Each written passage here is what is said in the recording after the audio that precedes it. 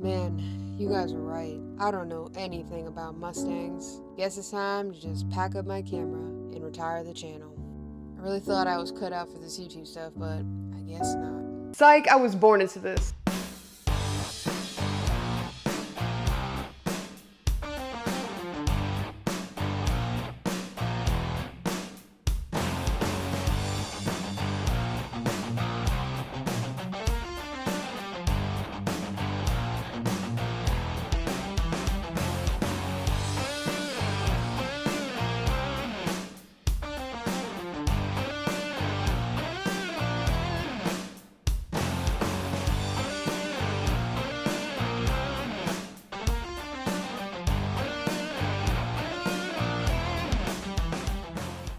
So the cat's out of the bag. I come from a Mustang family, so I didn't have much of a choice. So in this video, we're gonna rank every single Mustang I've owned, going from a 2006 V6 Mustang to a 2019 GT 350R. Now, that's one hell of a jump. There's a lot of Mustangs in between. Today, I'm going to use this beautiful tier list to go through every single car I've owned, and I'm going to rate every single one. In this video, you're going to hear from my father about my first car and why we got it, and you're going to hear from my little brother because he decided to start an arms race. So you're going to hear all about that in this video.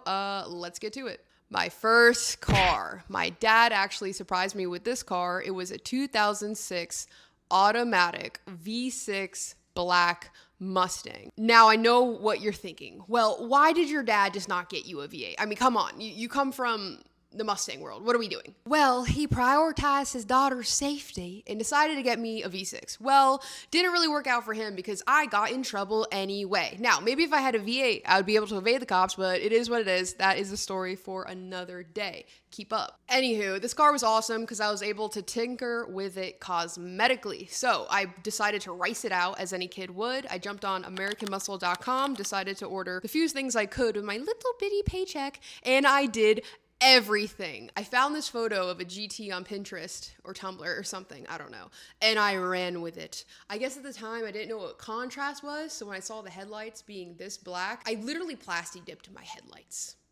I don't know if I couldn't afford a tinted headlight. I literally plasti dipped them to achieve this look. Now that I plasti dipped my headlights, how do I see at night? I couldn't. So what did I do? I installed fog lights. I hated that grill. So I ripped it out, put in fog lights, didn't electrocute myself, but I was one happy camper. I put on the hood pins. I put on the hash marks. I plasti dipped the wheels. I put on louvers. I did everything you shouldn't. But it brought me so much joy, and it was a shit box, but it was a tank. Never had any problems mechanically. And sadly, it ended up coming to an end with a little fender bender. Insert photo. Anyway, on my tier list, I would probably rank that car a C. Now, I know what you're probably thinking, a C?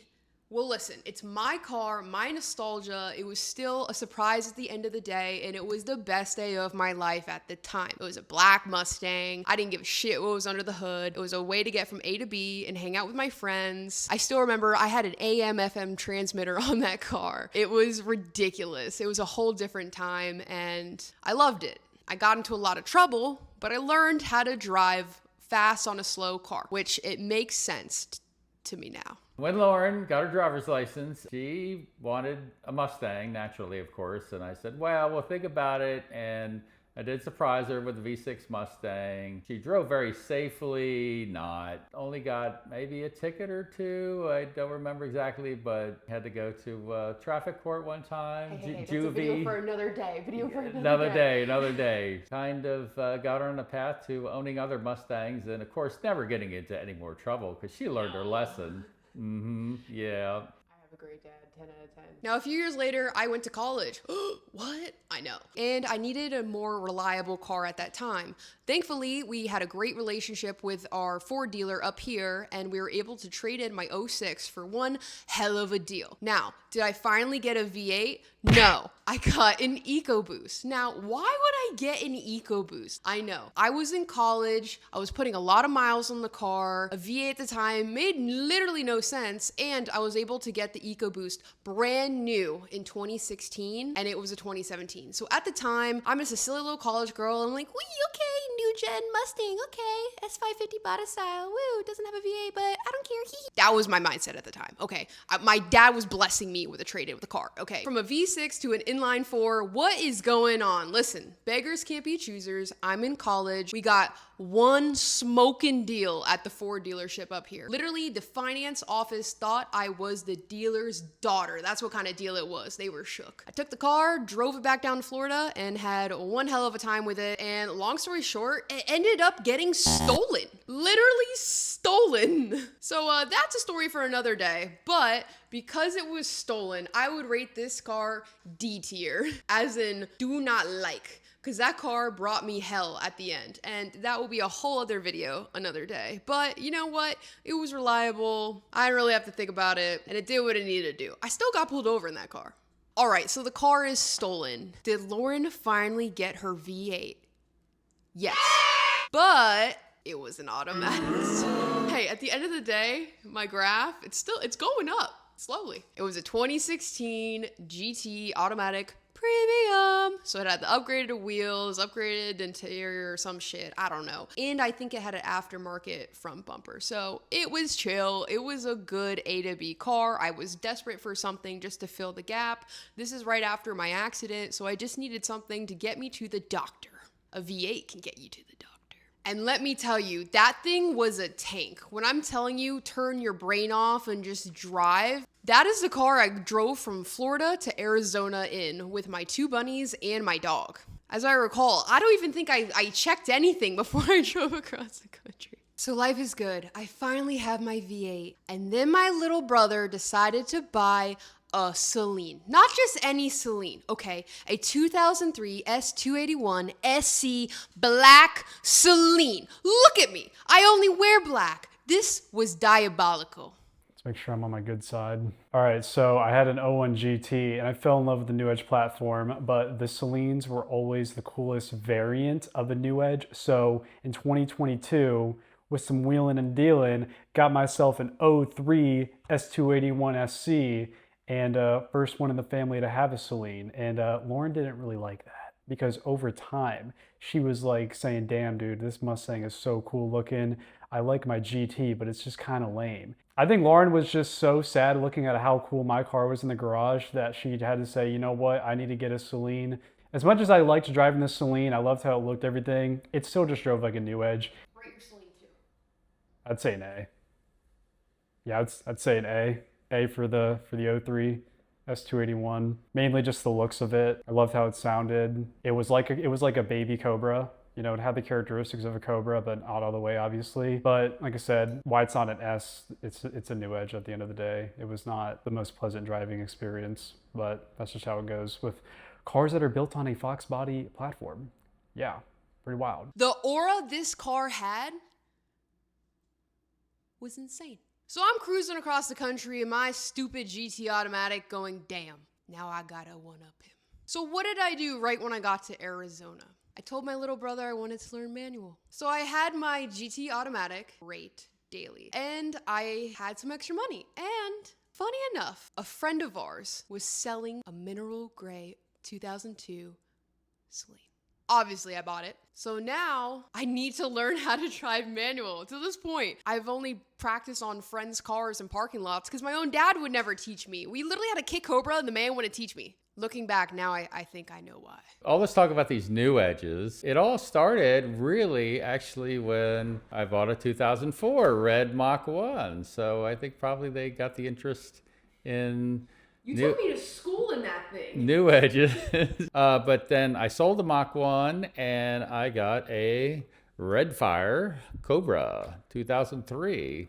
And that car made it to Florida. Then all of a sudden I hear about, what? Lauren and Evan are buying Saleens, and one thing led to another, and they just kind of went from there. It's almost like we followed your path. How many cars have you had? I made you come up with a list. How many cars is it? Oh my gosh, going back to the 80s, 20 cars, of which 15 were Mustangs. Somewhere around that number. I don't know. But 572s, a 73, a 85. So tell Lauren you want to hear about all the Mustangs that I've owned over the last 4 decades. Some of them are pretty cool, and some of them were just daily driver commuter cars. But for the most part, they were pretty cool because, hey, they're all Mustangs. Rating them all? I know what the bottom one would definitely be. Sorry, Fox Body people, 85. Don't give it away. Anywho, so my little brother literally taught me manual on the Saleen. I was crashing out, chat. I'm not even gonna lie. I was scared shitless to break the car, and I just had an accident. My brain wasn't functioning. It was a mess, but we got it done. I learned manual. Now life is good. I have a GT automatic. I have my Saleen, and then my little brother does something even more diabolical. So before I continue with the story, let's rate my GT automatic, because we're about to sell that shit. I would rate my GT automatic probably B tier. This is the only reason why though. Because it was a tank. I said my EcoBEAST was a tank, but no.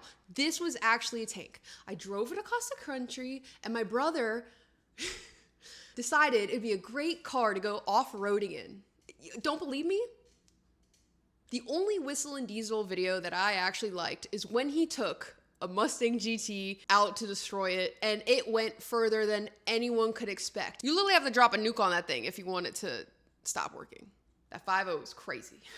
So now I'm chilling in Arizona, and I have my beautiful Saleen and my GT automatic. Now that I learned manual, I'm itching for another manual car. So as one does, I hopped on Facebook Marketplace, and ironically, that same day, the most beautiful, fully built 5.0 was available. When I say built, it was done cosmetically and internally every way I would have done it. Now I just don't have to do the work. And the guy was selling it at a discount because 1, he needed to move it fast, 2, it needed a new windshield, and 3, the bumper was kind of hanging off. But as we know, the S550s, you're always gonna have a quick lash problem. So I had no problem taking on those issues. So what did I do? We bought the car. It was a 2016 5.0. It was on its second motor. It had 70K miles on the body, and it sounded like a bomb. I know my neighbors love that car. It was...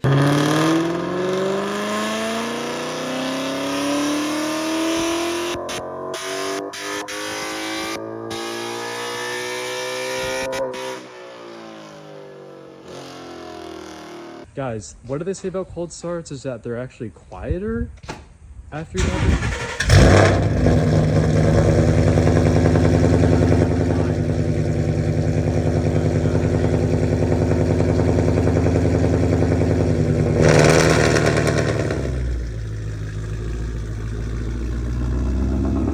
It was ridiculous. Back seats were deleted. It had a tune. It had a 2-step. I mean, it was literally like every 16-year-old's dream. Let's pretend I'm not a woman in my mid-20s, okay? So obviously I had to have it. So we brought the cash, and then boom, I threw my GT automatic up on Facebook Marketplace the next day, and it sold within 48 hours. Don't believe me? Check out my Marketplace profile. Anywho, so now I have my 5.0 and my Saleen. Life is great. Insert the meme. My little brother strikes again. Let's hear from him what he decided to do. So the arms race really started in December 2024 when a 2014 matte black stripe Shelby GT500 coupe popped up at a dealership, and like with the other Mustang, it doesn't hurt to go check it out, right? Next thing you know, we're signing papers, and I am putting my, I'm selling my soul for some of that Carroll Shelby-ness. And I don't think Lauren liked it, because just a few months later, she whipped out with a 2019 Shelby GT350R. This mother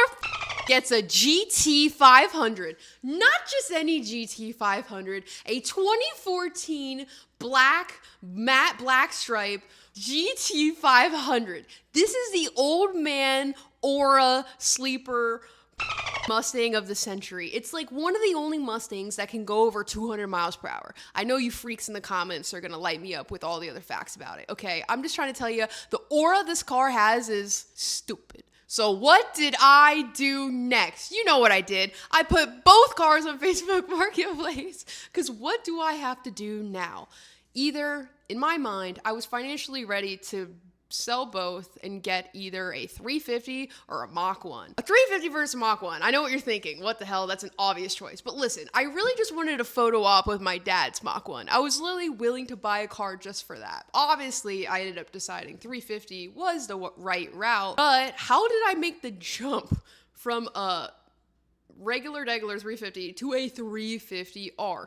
Let's just say the stars aligned and I was able to pull it off. So before I explain the 350R and how that came about, let's rate my beautiful built 5.0 that sadly ended in a wreck. That's right. I ended up selling the car on consignment because I had a dealer friend who offered to do it. I got what I wanted out of the car. The guy that ended up purchasing the car brought it to a drifting competition?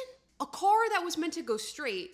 Literally, it was on slicks at one point. He decided, no, it's gonna go in a circle now. So guess what? He hit the barrier, destroyed the car. Insert the photo. And yes, for any of the non-Mustang people here, yo, at least it was a barrier, not a crowd. RIP. That car had... And that was such a sad ending because I ended up finding basically the original owner of the car. I got the entire book about it and knew the entire story. So I'm just glad I got one final photo shoot with the car because sadly, yeah, it was destroyed. So boom, I sold the 5.0. Then it crashed. And I sold the Saleen. That was a hard one. I do miss the Saleen. But like my brother said, at the end of the day, it was a baby Cobra. It still drove like a new edge, and I was yearning for more. So I sold the Saleen. If I had to rate it on my beautiful tier list here, I would put it A tier for sure. The aura is unmatched. I mean, everyone that came up to the car, that knew the car, loved the car. It was my first show-worthy car. That's right, people. When I had an EcoBEAST, I didn't dare go into any shows. When I had my automatic GT, I did not dare to go into any shows because I know my place, and the Saleen was my first official show car. Also, I got to meet Steve Saleen, so that was really cool. So A tier for sure, for sure. Anywho, the moment we've all been waiting for. Hello, real-time editing here. I completely blew over the 5.0. Did not rate it. If I had to rate it, I would rate it A tier, slapping it with the Saleens. Just because the original owner had such a beautiful story with the car. His first date was in the car. He did everything himself. He had a Bible for the car. It was really well done. Out of all the 5.0s, all the late model dealers that did modified cars were begging to buy it off of me. I ended up making money on the car. Let's just say that. A tier. Say hi to my bunny. That's Dawn. I sold both of my cars and gave some blood because we got a 350R, boys. Now, what's crazy about my 350R is the lore. Back in 2021, I was on Homestead Speedway and I saw this mythical creature of a 350R circling the track.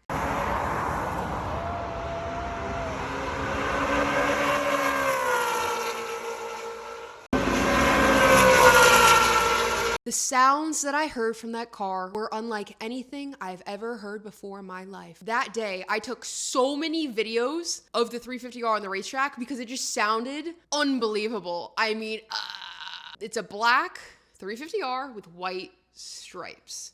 Fast forward many, many, many years. When I'm looking for my 350R, I'm actually hunting in the 350R Facebook groups. I wanted a private sale because there's no taxes here in Arizona. And lo and behold, I find a black 350R 2019 with a white stripe in Alabama. Only 2 owners, 8,900 miles. I end up talking him down to what I thought the car was worth. I sent him a few comps, blah, blah, blah, blah, blah. Long story short, the car is delivered.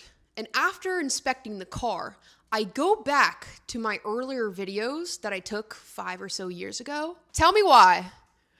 It's the same car. It is literally the same car from that day when I was at the track. Now, I know your first thought is, oh, she bought a track car, oh my God. That day on the track, it was like a parade lap.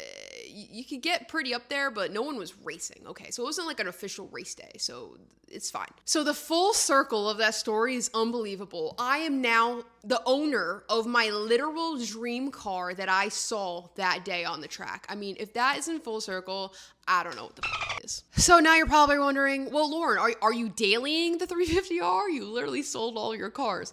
No, my brother and I decided, let's get a Ford Ranger. Now that's gonna be another YouTube video, if any of you have any interest in hearing about that pile of shit. We did not get the 4-cylinder. We should have, but there are none available, so we got the 6-cylinder, and another day. So what would I rate my 350R? Well, my last video, I said I hated it so much. The joke just flew over your head. You know, not even flew over your head, like flew through your brain because y'all lost it. Because that was obviously trolling. I mean, I glazed the car for the entire end of the video. But the 350R is obviously an S-tier. It's my dream car. The only other car that would go up there are probably some of the cars behind me and the beautiful Saleen S7. That might be a whole other video of just my brother and I's love for that car. There's actually one hiding out here in Scottsdale. Every now and then, you gotta go in and pet it, okay? Yo, Mark Hubbard, if you ever wanna sell it for free, you know who to call. So yes, I've owned a bunch of Mustangs, some were pile of shit, and now I have my dream car. I guess the next question is, what am I gonna get next? Well, once I have money, no, that would probably be a decision we all make together because I'm totally gonna become a famous Mustang influencer, guys. Ugh, I'm a woman with a camera. We'll decide that later. I hope you enjoyed hearing about all the Mustangs I've owned and the lore behind all of them. They all could honestly get a video. There was so much shit that went down with all of them. But we don't got time for that. Yes, I'm a yapper. I will see you in the next video where we talk all about Barrett-Jackson. What do you think about Barrett-Jackson? What do you know about Barrett-Jackson? I do live in Scottsdale, Arizona.